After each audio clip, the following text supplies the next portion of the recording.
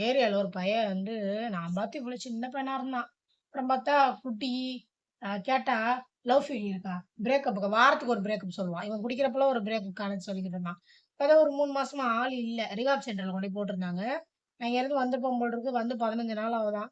புள்ள வந்தவன் மறுபடியும் ஒரே என்ஜாய்மெண்ட் நியூ இயர் அப்படி இப்படின்னு மறுபடியும் ஊத்திட்டாரு போல இருக்கு. ஊத்துனா அந்த அம்மா ஒரு 2 நாளா கத்திக்கிட்டு இருந்தாங்க. இந்த மாரி பண்ணாத, வைக்காத அப்படின்னு பார்த்தா நேத்து காலையில ரத்த வாந்தி எடுத்து சாவும் சொல்லுவாங்க பாருங்க. அத கண்ணால நேத்து பார்த்தோம். அப்படியே பிளட் அப்படியே பெட்ஷீட் ஃபுல்லா. ஆனா போறதுக்குள்ள இறந்துட்டான். அப்புறம் ஹாஸ்பிட்டல்ல இல்ல இறந்துட்டாருன்னு சொல்லிட்டு அனுப்பிச்சுட்டாங்க. அனுப்புனா அவனே குடிச்சு கிட்னி, ஈரல் உள்ள இருக்க சட்டினி எல்லாம் வெந்து போய் தான் செத்து போனான். அவன் பாடிய இது பண்ணும்போது லாஸ்ட்டா இறுதி சடங்கு பண்ணிக்கிட்டு இருக்காங்க. அங்கேயே குடிச்சுட்டு மறுபடியும் மேல விழுந்தாலும், "மச்சான் என்னைய விட்டுட்டு போயிட்டியாடா" அப்படின்னு சொல்லிட்டு. ரொம்ப ஆசையா இருந்தா கூட போட்டு மூடி விட்டுருக்கணும் எனக்கு தெரிஞ்சு. அங்கேயே எதுக்காக அவன் செத்து போனான், அது எல்லாம் தெரியும். அந்த இடத்துலயே மறுபடியும் ஊத்தி குடிக்கிறானுங்க பாட்டில் பாட்டிலா. "அத மச்சான் உனக்கு இருக்கா? மச்சான் எனக்கு என்னமோ சோத்துக்கு இல்லாதவன்" கேட்பான் பாருங்க. அந்த மாரி ஒவ்வொரு கிளாஸ விட்டு அது வேற ஒருத்தன் சொல்றான். "நான் அழுவவே மாட்டேன் மச்சான். என் வாழ்க்கையில நான் அழுததே இல்ல. என் மச்சான் போயிட்டான் அதுக்கு தான் நான் அழுதேன்." அது எதுக்கு? அது ரூ. 150 பண்ற வேலை. அது முடிஞ்சதுக்கு அப்புறம் கேளுங்க. அவனா?